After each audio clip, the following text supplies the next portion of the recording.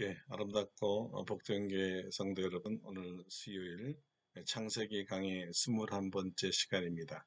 오늘은 제가 잘못했습니다 라는 제목으로 창세기 3장 11절로 13절의 말씀을 증거하도록 하겠습니다. 범죄한 아담에게 하나님께서 물으신 첫 번째 질문은 아담아 내가 어디 있느냐 였습니다. 이에 대한 아담의 첫 대답은 내가 벗었으므로 두려워하여 숨었나이다 였습니다. 하나님의 두 번째 질문은 누가 너의 벗었음을 네게 알렸느냐? 내가 네게 먹지 말라 명한 그 나무 열매를 네가 먹었느냐? 였습니다. 아담의 두 번째 대답은 무엇이었습니까? 12절입니다. 아담이 이르되 하나님이 주셔서 나와 함께 있게 하신 여자, 그가 그 나무 열매를 내게 주므로 내가 먹었나이다. 저희가 지난주에 하나님께서 물으실 때에는 원하시는 대답이 있다는 것과 그 대답이 무엇인지 생각해 보자 했지요. 여러분의 답은 무엇입니까? 그리고 아담이 대답한 위의 대답과 어떤 차이가 있습니까? 같습니까? 다릅니까? 자, 이제 우리의 생각을 잠시 내려놓고 하나님의 반응을 보겠습니다. 이 두 질문에서 하나님이 아담에게 원하시는 대답이 있었는데 과연 아담이 그 대답을 했을까요? 하나님이 원하시는 물음은 누가 너의 벗었음을 알게 했느냐였습니다. 그러면 아담은 사탄입니다. 이렇게 대답했어야죠. 그런데 누구라고 지금 말하고 있습니까? 여자요. 여자라고 말했습니다. 여자. 무슨 뜻일까요? 이것이 바로 창세기 3장 12절에서 인류 최초의 변명, 다시 말해 책임 전가가 나오고 있다는 것을 성경은 말해주고 있습니다. 그 여자는 누구입니까? 아담에겐 하나님이 주셔서 나와 함께 있게 한 여자입니다. 뭘 말하고 싶은 것일까요? 아담의 생각은 무엇일까요? 아담의 생각은 이런 것입니다. 그 여자가 열매를 주었기에 저는 그냥 먹었을 뿐입니다. 그러니까 이 여자가 없었다면 나에게 열매를 주지 않았을 것이고요. 그러면 내가 열매를 따먹지 않았을 것이며 열매를 따먹지 않았다면 동산에서 하나님 낯을 피하여 도망할 필요도 없었을 것이고요. 그렇다면 이렇게 창피하고 자존심 상하는 질문도 받지 않았을 것입니다. 여러분 보이세요? 아담의 이 말을 보면요. 아직 자기가 잘못했다는 말이 1도 없습니다. 꼭 요즘 누구 같지요? 모두 잘못은 여자 때문이었습니다. 과연 여자는 어디서 왔으며 또 여자는 누구입니까? 여자는 하와입니다. 히브리어로는 이 하와란 뜻이 모든 산자의 어미란 뜻입니다. 그리고 헬라어로 번역된 70인역에는 생명이라고 번역했습니다. 여자는 남자에게서 취한 자입니다. 그러니까 남자로부터 나온 생명이지요. 그래서 아담은 이 여자 하와를 보면서 내 뼈 중에 뼈, 살 중에 살이라고 좋아했던 것입니다. 여자 하와는 아담이 그토록 기뻐했던 자기 짝이요 자기 배필이었습니다.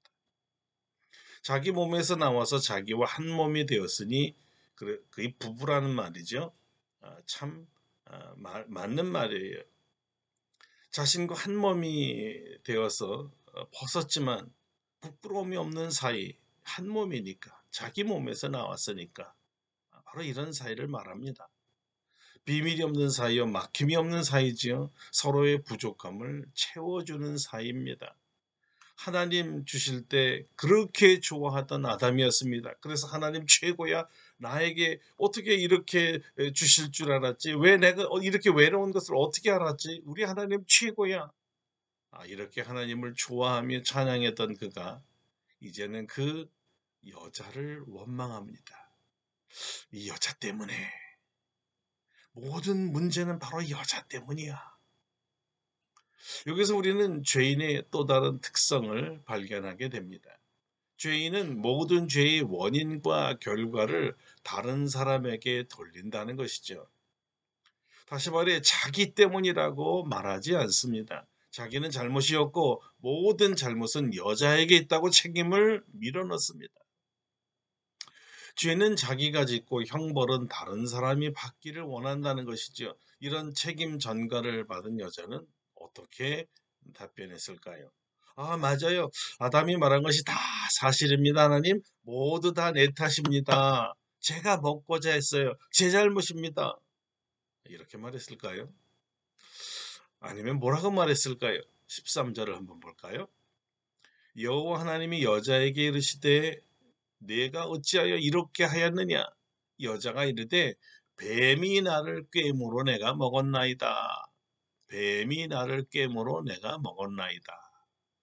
남자에게로부터 책임 전가를 받은 여자는 그 책임을 또 아담이 자기에게 한 그대로 같은 방법으로 뱀에게 돌렸습니다. 뱀 때문입니다. 뱀이 그랬어요. 뱀 때문에. 무슨 뜻일까요? 놀랍게도 여자의 말에는 의미심장한 불평을 넘어 있는 이야기였어요. 그 말에는 기가 막히게도 이 모든 것은 하나님 때문이라는 엄청난 하나님 비난과 원망이 섞여 있었습니다. 한마디로 하나님이 창조하신 뱀 때문입니다. 이렇게 대답한 거예요. 하나님이 뱀을 창조하지 않으셨다면요, 이 뱀이 나에게 오지 않았을 것이고 나를 속이지 않았을 거고 나는 속지 않았을 것이고, 그러면 우리 남편에게 권하지도 않았을 것이고 우리 남편은 열매를 따먹지도 않았을 것이잖아요. 자, 그렇지 않았다면 남편에게와 하나님에게서 이런 수치와 모욕을 당하지 않았을 거라는, 이것이 바로 하와의 대답이었습니다. 자, 이 대답을 한번 잘 보십시다. 아담은 하와에게, 이 하와는 뱀에게 책임을 전가하는 것처럼 보이지만 정말 속내는 결국 이런 것이었습니다. 아담도 하나님이 지으셨고요, 아담의 아내 하와도 하나님이 지으셨으며 이 두 사람을 유혹한 뱀도 하나님이 지으셨잖아요. 그러니 하나님 책임이 없다고 말할 수는 없을 것입니다. 이게 도대체 무슨 소리입니까?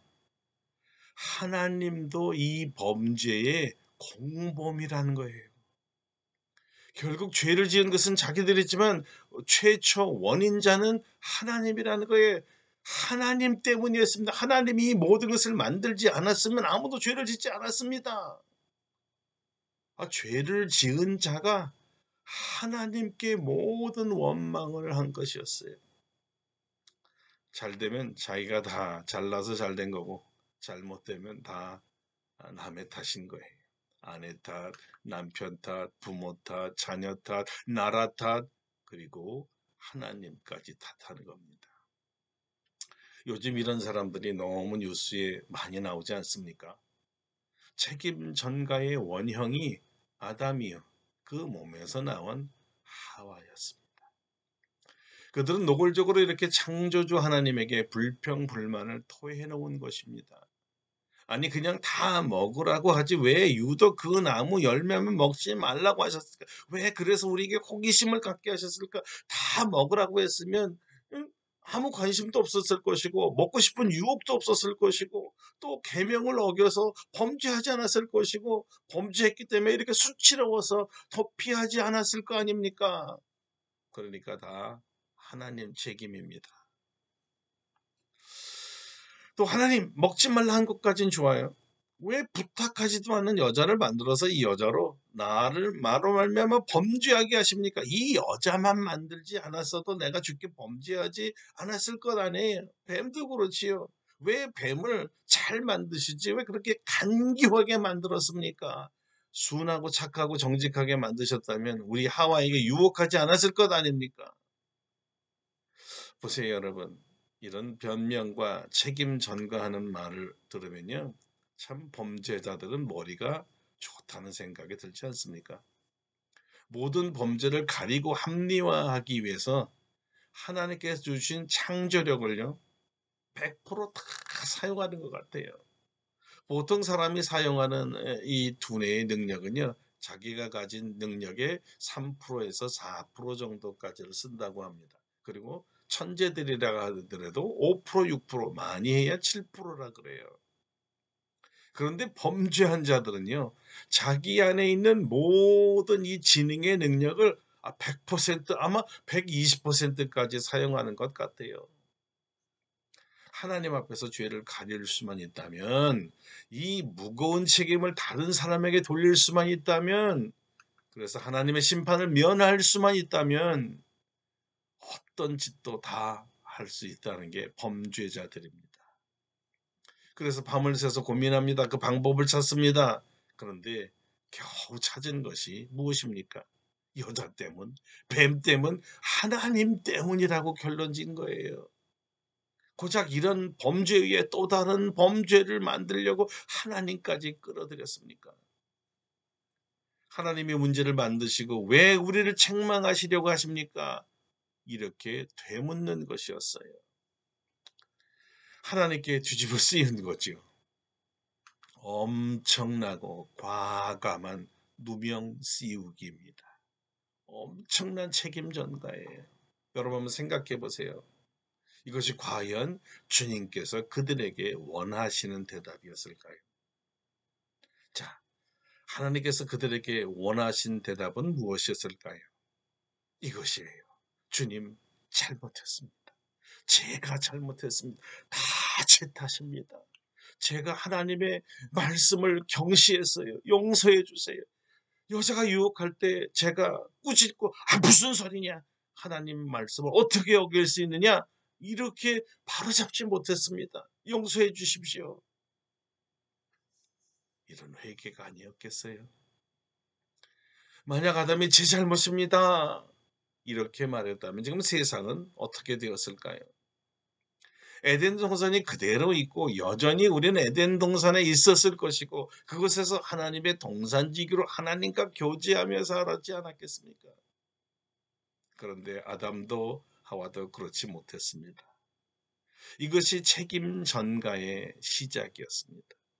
이 두 사람은 뒤에 태어날 모든 인류에게 책임 전가의 모델이 되어서 지금까지도 죄인들은 그들을 따라 죄를 짓고는 모든 죄를 다른 사람들에게 전가하고 있는 거예요.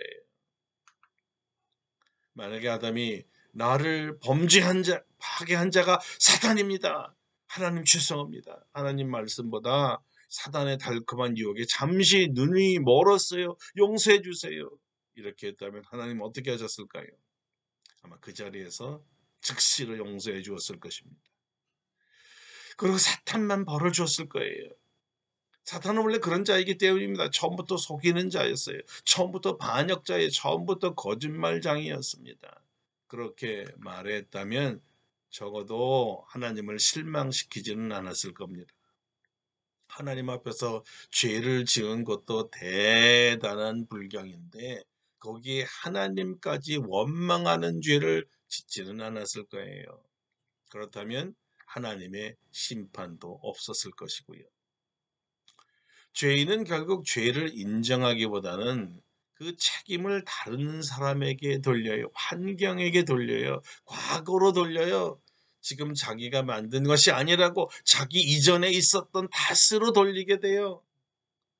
제도 탓, 잘못된 법 탓, 모든 게 자기가 아닌 다른 사람과 환경과 모든 것을 만드신 하나님 탓이라고 전가시키는 거죠. 이것이 문제입니다. 그러므로 누구누구 때문에 또 하나님 때문에 이런 말은요. 엄청난 재난을 불러옵니다.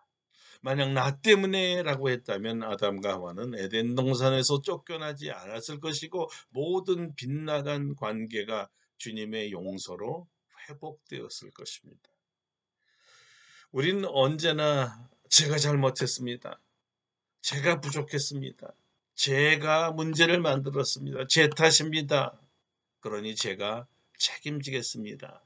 이런 말을 들을 수 있을까요? 정말 진정성 있는 회개의 발언을 언제나 들을 수 있을까요? 범죄한 아담과 하와가 연대했습니다. 함께 하나님을 대적했습니다. 그리고 함께 하나님을 탓하듯이 요즘에 범죄자들이 집단을 형성해서 강력하게 책임 전가를 반대하는 사람들에게, 그리고 제도에게, 과거에, 사회에, 국민에게, 그리고 궁극적으로는 하나님께 돌리는 이런 책임 전가의 소리를 더 이상 듣지 않게 되기를 바랍니다. 책임 전가에는 하나님의 긍휼 없는 심판이 있기 때문입니다. 에덴 동산에서 추방당합니다. 죄의 형벌로 고통이 따랐습니다. 죄는 본인이 짓고 그가 속한 공동체와 후손들과 또 미래의 우리 모든 후손들에게까지 형벌이 미치게 해서는 안 되잖아요. 성경에서 말하는 의인이란 정확하게 말하면 의롭다 여김을 받은 사람을 말합니다. 사실 죄를 지었다는 면에서 죄인입니다. 여전히 죄인이. 그러나 죄를 회개하면 주님께서 그 죄값을 갚아주시기에 죄 없다 여겨주시는 것이죠. 죄인이지만 그 죄를 예수님의 보혈로 다 씻어 주시기에 죄가 없어진 죄인, 다시 말하면 용서받은 죄인을 의인이라고 합니다. 그래요. 죄인이지만 용서받은 죄인입니다. 어떻게 이런 일이 일어날 수 있습니까? 성경은 오직 믿음으로만 일어난다고 합니다. 하나님을 믿음으로만 일어나지요. 용서해 주시는 하나님이심을 믿어야 일어납니다. 믿음이에요. 이 믿음이 회개를 일으킵니다. 이 믿음이 주님께 더 가까이 가게 합니다. 이 믿음이 죄인임을 시인하고 고백하게 만들어줘요. 이 믿음으로 하나님 앞에 숨김없이 고백된 죄는 죄 사함과 지워줌과 깨끗게 하심을 만들어줍니다. 이 믿음이 하나님과 막힌 죄를 제거하고 통하게 합니다. 이 믿음이 하나님과 다시 화목하게 합니다. 이 믿음이 하나님 앞에서 다시 즐겁게 만들고 춤추게 만듭니다. 하나님은 바로 이 믿음으로 우리를 초대해 주신 거예요. 바로 오늘 저와 여러분을 동일하게 초대하고 계십니다. 그러니 주님 앞에 담대히 나가서 우리 죄를 숨기지 말고 낱낱이 고백합시다. 제가 잘못했습니다. 제 탓입니다. 용서해 주세요. 이렇게 용감하고 솔직하게 이야기합시다. 회개하면 무조건 하나님께서는 용서해 주신다. 이 믿음으로 말입니다. 회개해야 됩니다. 주님께 가까이 가기를 두려워하지 마세요. 회개하는 자에게는요, 심판이 아니라 용서와 화해와 치유를 주십니다. 우리 주님은 주님을 찾아오는 우리를 따뜻한 품에 안아주시기 원합니다. 그리고 이렇게 말씀하시죠. 잘 왔다 얘들아. 너희 죄가 사함을 받았느니라. 너희 죄가 사함을 받았느니라. 기도하겠습니다. 거룩하신 하나님, 우리가 죄인입니다. 잘못했습니다. 제 탓입니다. 용서하여 주옵소서. 우리 주님은 용서하시는 주님이심을 믿고 우리가 지은 죄를 낱낱이 고백하도록 도와주시옵소서. 믿음을 더하여 주옵소서. 믿음으로 솔직하게 낱낱이 회개하여 주님의 용서함 받기를 원합니다. 아담처럼 하와처럼 책임을 전가하고 누구 탓하고 다른 사람 탓하고 환경 탓하고 과거를 탓하는 이중죄를 짓지 않게 하여 주시옵소서. 용서하시는 주님께 감사드립니다. 오늘 회개 역사가 우리와 우리 공동체와 국가에 일어나도록 역사하여 주시옵소서. 예수님의 이름으로 기도드립니다. 아멘. 예, 사랑하는 성도 여러분, 오늘 수요 예배 마치도록 하겠습니다. 각자 하나님 앞에 담대하게 나가셔서 우리가 지은 모든 죄를 다 회개하시기를 바랍니다. 또한 중보 기도자로서 나라를 위해서 나라가 지은 모든 죄를 회개하고 국가 통치자들이 잘못한 죄들을 중보하여 다 우리가 대신 회개하고 우리 하나님께 용서를 구합시다. 하나님의 놀라운 치유의 역사, 화목의 화해의 역사가 일어날 것입니다. 또 지금 아주 자연재해가 세계 각국에 너무나 피하고 우리나라도 지금 태풍과 가을 장마로 너무 많은 비로 피해가 심합니다. 여러분이 국민에게 지혜와 용기를 얻어서 잘 극복해낼 수 있게 하시고 역시 코로나 문제 하나님이 막아주셔서 속히 이 문제가 해결되도록 기도해 주시길 바랍니다. 끝으로 루프탑 100개 국가의 100만 제자, 예수님의 제자 만들기가 그대로 이루어지도록 꼭 기도해 주시기를 바랍니다. 그러면 주일날 뵙도록 하겠습니다. 승리하세요. 감사합니다.